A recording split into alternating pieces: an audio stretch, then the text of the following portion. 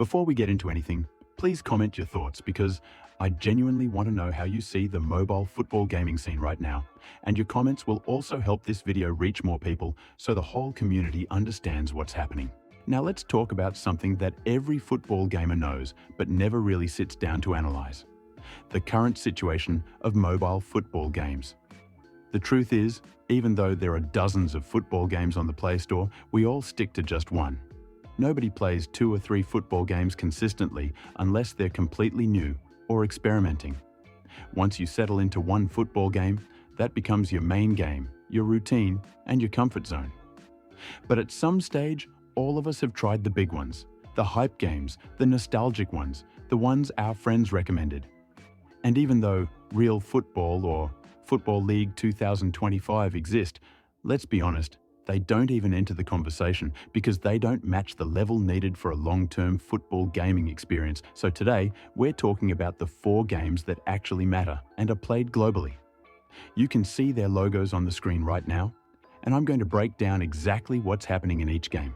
Let's start with the first one, the most played mobile football game simply because of its brand power.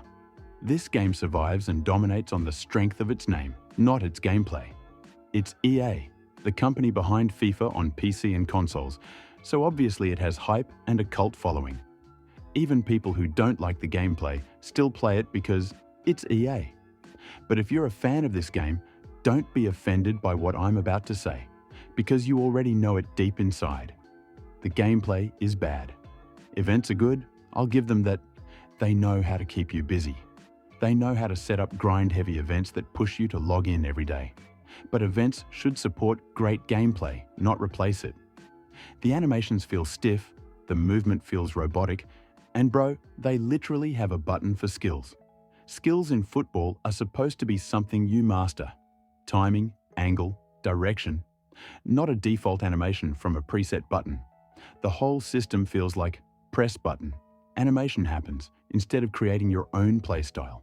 Even the cutscenes and goal celebrations look outdated. The only thing, and I mean the only thing that keeps this game alive is licensing. The huge number of official teams, leagues, faces, that's the magnet. Without licenses, this game wouldn't even be top 3.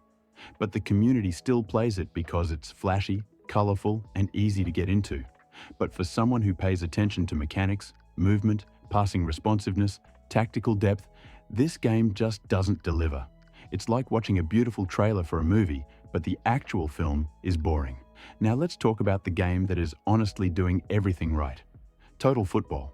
This is the game that surprised me the most because I didn't play it for 2 months due to being busy, and when I came back, I could instantly feel improvement. Not a fake update, not a forced change, just genuine refinement. And when it comes to football games, the basics matter. Total Football nails the basics. First, they give you an offline mode. It's restricted, but it exists and works well. You have a satisfying set of modes. Ranked matches with proper matchmaking, 2 versus 2, which is incredibly fun if you haven't tried it, friend matches that actually feel smooth, and then career mode and manager mode for people who enjoy long-term progression. And the best part? There's always something to do. You don't get bored because the game keeps throwing different types of matches, rewards, and gameplay loops that don't feel repetitive. Now the gameplay. Man, the gameplay is actually solid. When I played Total Football for the first time a year ago, I was genuinely shocked because it felt responsive, realistic, and impactful. Passes had weight, players had real movement, dribbling wasn't automatic. Everything felt natural, and the game has kept improving since. Every few months you can tell they're polishing things quietly. And for all the people who keep commenting, "Bro, I can't download Total Football from Play Store. Just download it from up to down, but make sure you get the European version." That's the version I personally use, and I recommend it because it runs smoother. Next, let's talk about DLS, the game every mobile football fan has played at least once.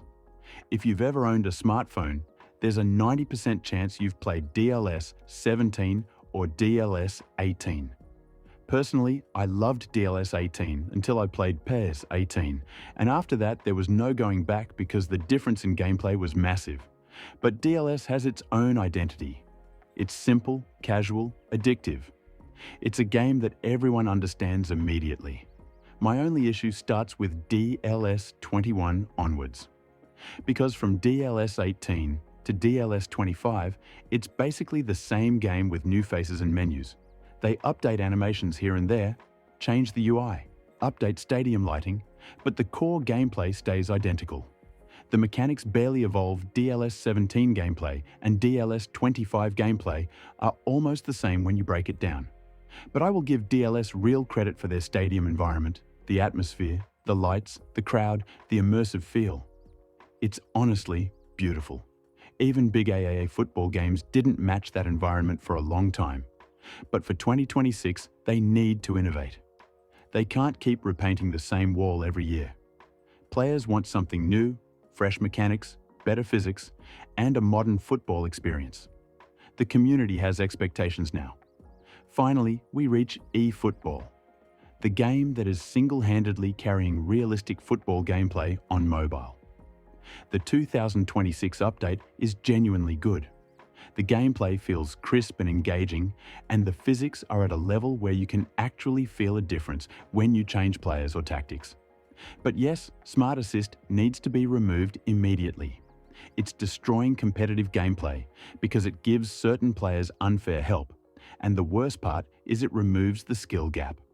Link-up play is also overpowered right now. Your defenders literally freeze or stop chasing because the game tries to force a realistic animation. They need to fix this ASAP. But apart from that, eFootball has been impressive. They've been dropping good free-to-play cards, balancing P2W and F2P better than before, and the gameplay foundation is rock solid. But when you zoom out and look at the entire scene, mobile football gaming isn't in a great place. Out of the 4 games, only 3 are in the conversation. And if we're brutally honest, only 2 are putting in real effort: eFootball and Total Football. These 2 are pushing the genre forward, while the others rely more on branding and nostalgia. So yeah, boys, that's the real situation of mobile football games right now. This is the reality of the scene. Make sure you comment, because I genuinely want to see your perspective. Hit like if you enjoyed, subscribe if you want more honest breakdowns like this, and share it with your football-loving friends so they know what's actually happening in the mobile football world.